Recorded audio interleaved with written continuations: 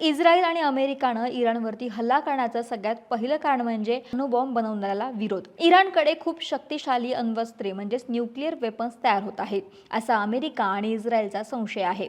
जर इराणकडे हे बॉम्ब आले तर ते जगासाठी अधिक आणि विशेषतः इस्रायलसाठी धोक्याचे ठरू शकतात।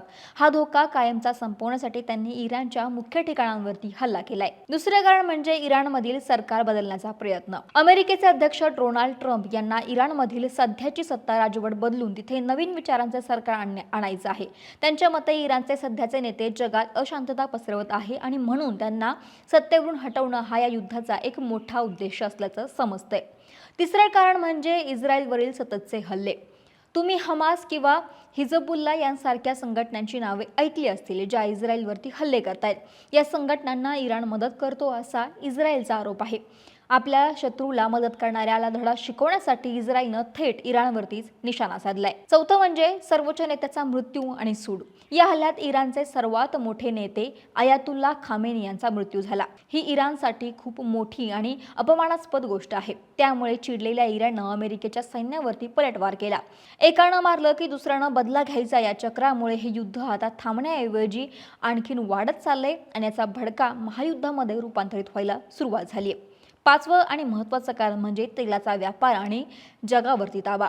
जगाला लागणारं खूप मोठं तेल इराणच्या जवळ असलेल्या समुद्रातून वाहतूक केलं जातं।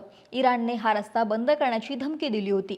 जर हा रस्ता बंद झाला तर या जगात पेट्रोल डिझेल खूप महाग होईल। आपला व्यापार सुरळीत ठेवण्यासाठी आणि इराणचा धाक कमी करण्यासाठी अमेरिकेनं हे युद्ध सुरू केल्याचं बोललं जातंय। ही झाली या युद्धामागची 5 महत्त्वाची कारणं।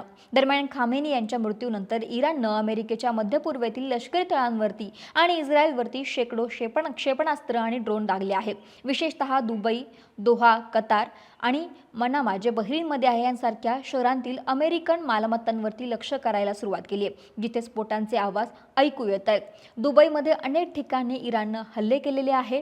अक्षरशः सर्वात उंच इमारत असणाऱ्या बुर्ज खलिफाला सुद्धा निशाणा साधण्याचा प्रयत्न इराणकडून केला जातोय।